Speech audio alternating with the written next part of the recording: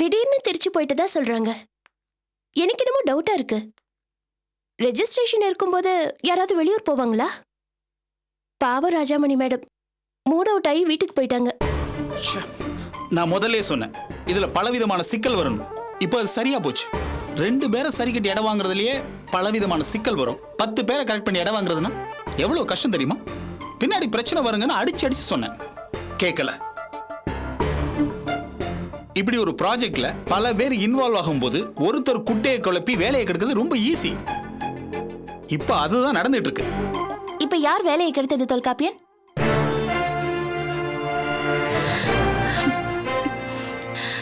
நடந்த பிரச்சனைக்கு காரணமே நீங்க தான் தொல்காப்பியன்.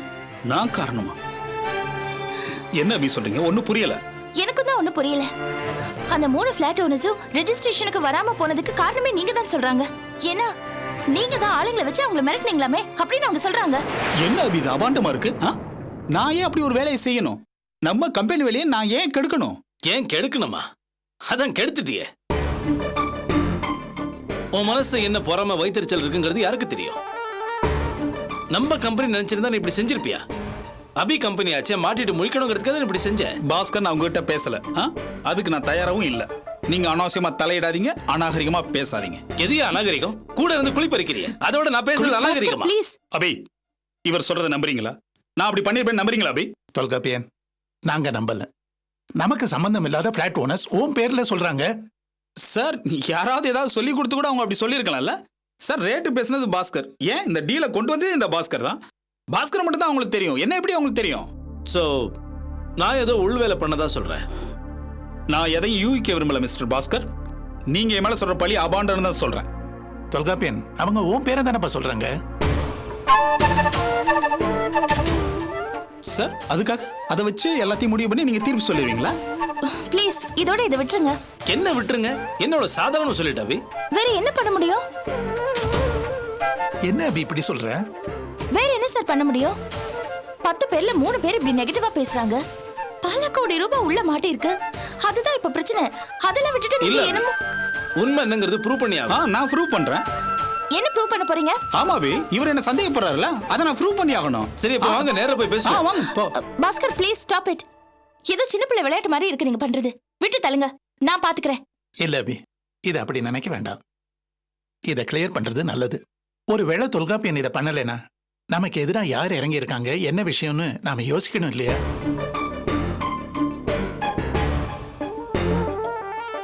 என்ன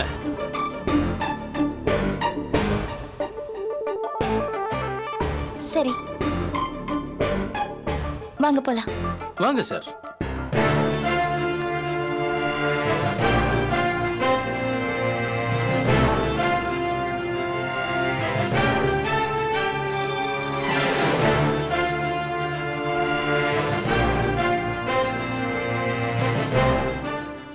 சார், நீங்க நினைச்ச மாதிரி நடக்குது சார்.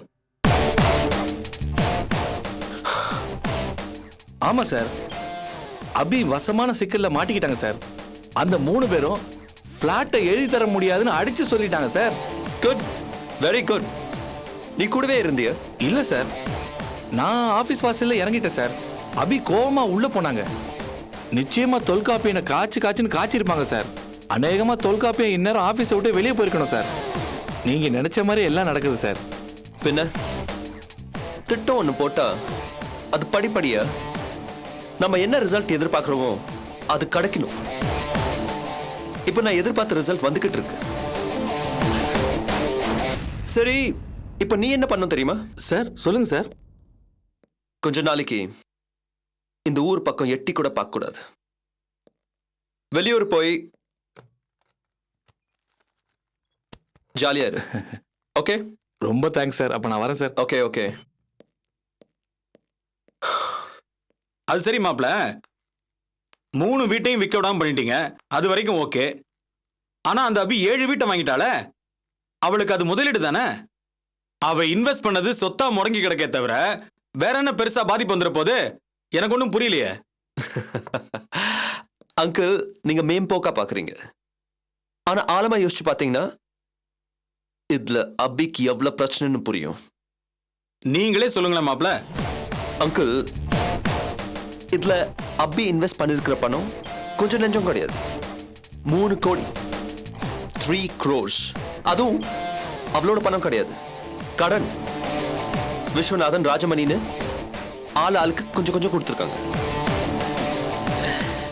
எந்த பொருளாதார பிரச்சனையும் சமாளிக்கக்கூடிய ராஜமணிக்கு ஸ்டேட்டஸ்ல, அவ பிசினஸ்ல கொஞ்சம் அடி. சோ அவங்க ஃபினான்ஸ் பொசிஷன் இப்போ கொஞ்சம் டைட். நிஜமாவா மாப்ள?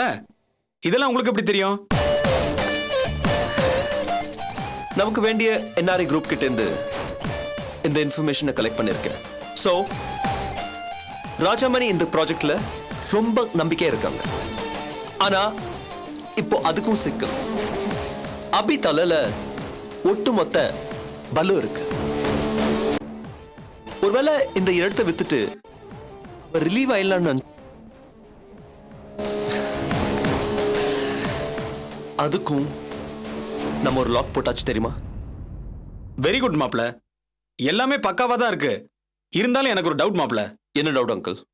இவ்வளவு பிளான் பண்றீங்க, ஆனா அந்த பிளாட் ஓனர்ஸ் நாளைக்கு மனசு மாறிட்டா? ஏன்னா இதை நீங்க தொல்காப்பியனை வச்சு தான் ப்ளே பண்றீங்க. ஒருவேளை அபியும் தொல்காப்பியனும் சமாதானமாகி பிளாட் ஓனர்ஸ் போய் பார்த்தா?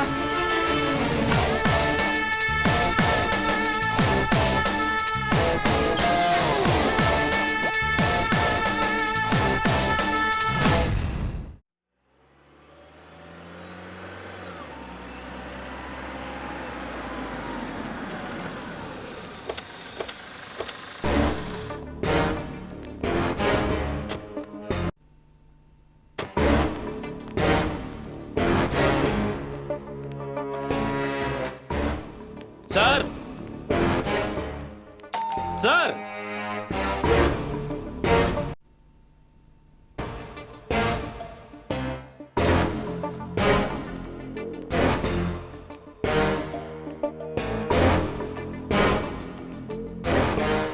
என்ன சார் இது?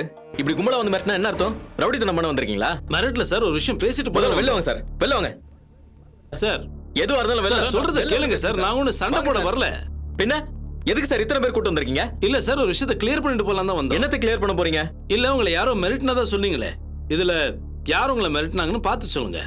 இவர்தான் சார்.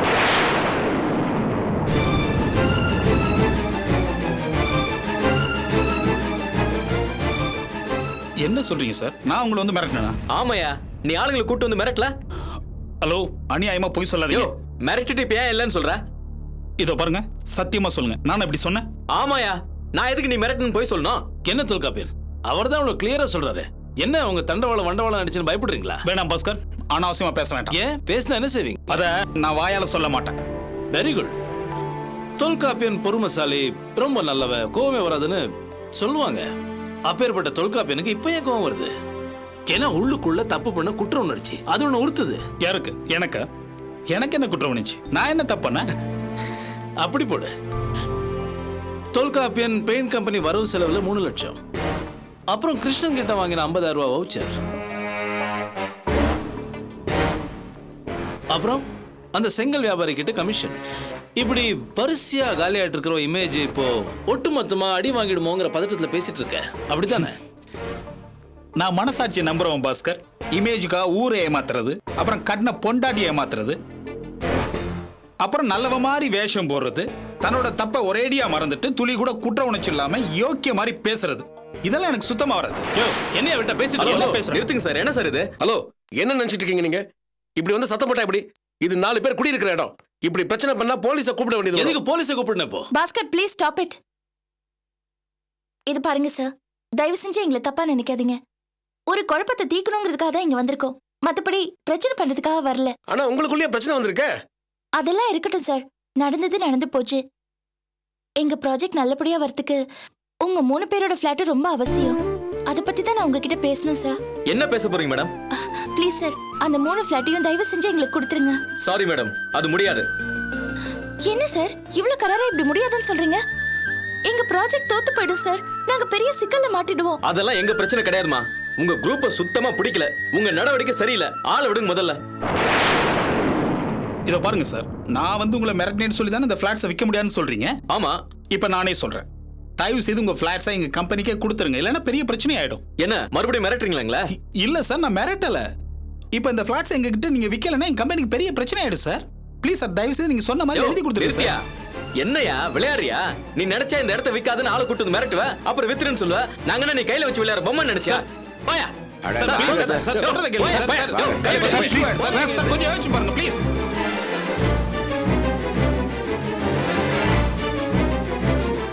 அபி இத பாருங்க. மிஸ்டர் தோல்ஸ், அந்த ஆள் ரியாக்ட் பண்ணது சரிதானே?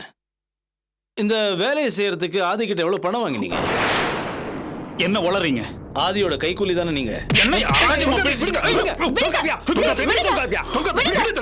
ரவுடித்தனம் இது? ரவுடித்தனம் இல்ல, இது ரவுடித்தனம் இல்ல. ஆதியோட இருக்கிற இவனோட கூட்டணி வெளிச்சத்துக்கு வந்துருச்சுங்கிற எரிச்சல்ல பேசிட்டு பாஸ்கர், நீ அனாவசியமா பேசிட்டு போற, நல்லா இருக்காது. அபி வாய மூட சொல்லுங்க. எது அபாண்டோ? எனக்கு எதுவுமே புரியலையே. என்ன சொல்லுங்க அபி? அன்னைக்கு நீங்க ஆதிய ஒரு இடத்துல சந்திச்சீங்க இல்லையா? ஆமா, ஜஸ்ட் ஒரு மீட்டிங் சொல்லி போனா. நிறுத்துங்க, பேசாதீங்க எதுவுமே.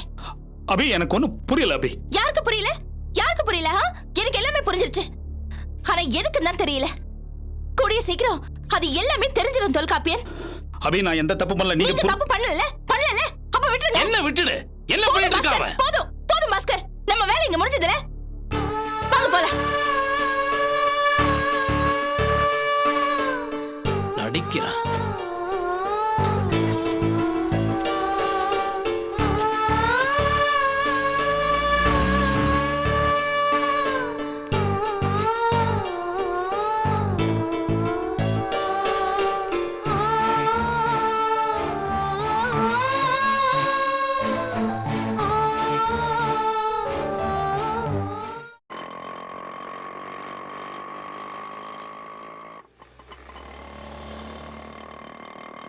ஆனந்தி, அங்க போறது பிரபுவோட வைஃப் மாதிரி இல்ல?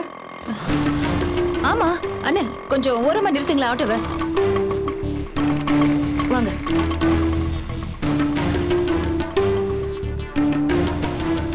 உங்ககிட்ட கொஞ்சம் பேசணும். வாடா. மேடம் ஒரு நிமிஷம், உங்களை பாக்குறதுக்காக தான் வரோம். நில்லுங்க. மேடம், உங்ககிட்ட பேசுறதுக்கு வந்து நீங்க பாட்டுக்கு வேகமா போயிட்டு இருக்கீங்க. நில்லுங்க மேடம். சாரிங்க, உங்ககிட்ட பேசுறதுக்கு எனக்கு விருப்பம் இல்ல. மறுபடியும் எதுக்கு தொந்தரவு பண்றீங்க? ப்ளீஸ் மேடம், இப்படி பேசாதீங்க. உங்களுக்கு இதுக்கு முன்னாடி பிரச்சனை வந்தப்ப நாங்க கூட நின்னோங்கிறத மறந்துட்டு ஏன் இப்படி பேசுறீங்க? தயவு செஞ்சு பழச கிளறாதீங்க. யார் இப்படி போனா எனக்கு என்ன? நான் என் புருஷனை எழுந்துட்டு நிக்கிறேன். இங்க பாருங்க, உங்க மேல இருக்கிற அனுதாபத்திலயும் அக்கறையிலயும் தான் நாங்க பேசிட்டு இருக்கோம். தயவு செஞ்சு அந்த மினிஸ்டரை நம்பாதீங்க. உங்களை தப்பான வழியில நடத்துறாரு. அதை அவாய்ட் பண்றதுதான் உங்களுக்கு நல்லது. ஆமாங்க, சீக்கிரமே உண்மை என்னங்கிறத நாங்க கண்டுபிடிச்சிருவோம். அது வரைக்கும் நீங்க தப்பானவங்க பேச்சை கேட்டு அவங்க வழி போயிடாதீங்க. இது எங்க ரெக்வெஸ்ட். உங்களுக்கு உதவி பண்ணோன்னு தான் நாங்க நினைச்சிட்டு இருக்கோம். தேவையில்லைங்க. எனக்கு யார் நல்லவங்க யார் கெட்டவங்கன்னு நல்லா தெரியும். நான் ஒன்னும் குழந்தை கிடையாது. என்னை யாரும் ஏமாத்தவும் முடியாது. ப்ளீஸ் தயவு செஞ்சு நான் சொல்றது நிறுத்துங்க. எல்லாரும் நல்லவங்க மாதிரி வேஷம் போட்டுட்டு தான் வரீங்க. இனிப்பாதான் பேசுறீங்க, ஆனா உள்ளுக்குள்ள எல்லாருக்கும் ஏதோ நோக்கம் இருக்கு. நீங்க என்ன சொல்ல வரீங்க? நீங்க எதுக்காக இப்படி வழி வந்து உதவி பண்றீங்க? உங்க அக்கா அபியை காப்பாத்ததானே? எனக்கு உண்மை என்னன்னு தெரியுங்க. அந்த அபிதான் எல்லாத்துக்குமே காரணம். ப்ளீஸ் வளராதீங்க. யார் வளர்றா? உன்னை நம்புறதுக்கு நான் தயாரா இல்ல. பேசாம உன் வேலையை பார்த்துட்டு போ. உதவி பண்ணலாம் நினைச்சிட்டு வந்தா எங்களே நீங்க தப்பா நினைக்கிறீங்களா? இதுக்காக ஒரு நாள் நீங்க ரொம்ப வருத்தப்படுவீங்க. உண்மை ஒரு நாள் தெரியாமலே போய்டும் உங்களுக்கு. இது பார், ரொம்ப பேசாத. அக்கறை இருக்கிற மாதிரி வேஷம் போட்டுட்டு என்னை ஏமாத்தலான்னு வந்திருக்கீங்களா? பேசாம உங்க வேலையை பார்த்துட்டு போங்க. மேடம் நில்லுங்க. என்ன பாரதி இப்படி பேசிட்டு போறாங்க? தப்பானவங்க பேச்ச அவங்க உண்மை நம்ப ஆரம்பிச்சிட்டாங்க. இதனால அபிக்கு தான் பிரச்சனை ஜாஸ்தியாகும். சீக்கிரமா நீங்க அவங்களை எச்சரிக்கை பண்ணுங்க. சரி வாங்க போலாம்.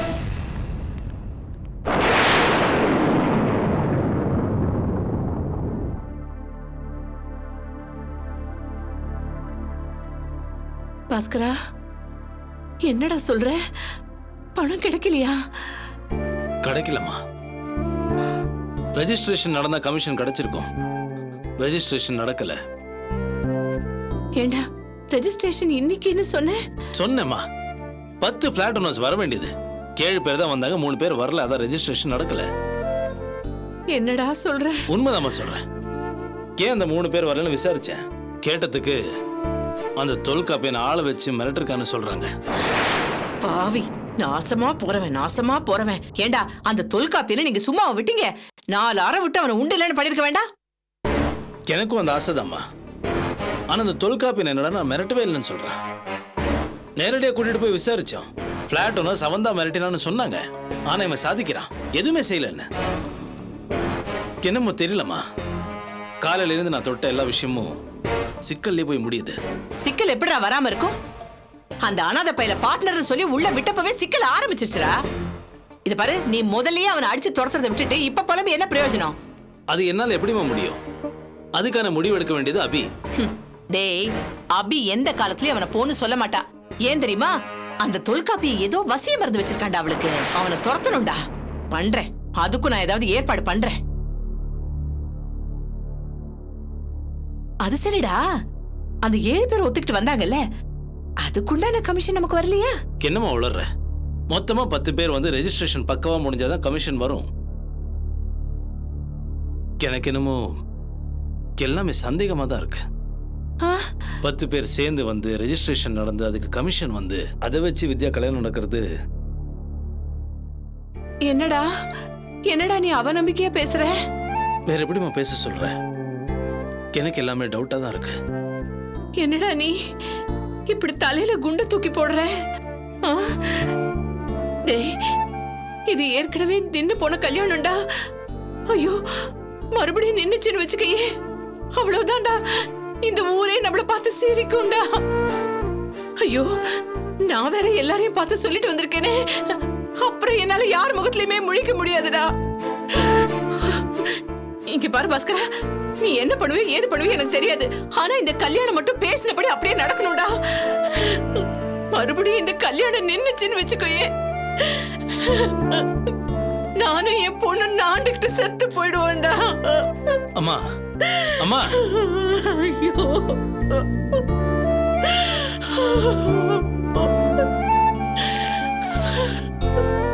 வித்யா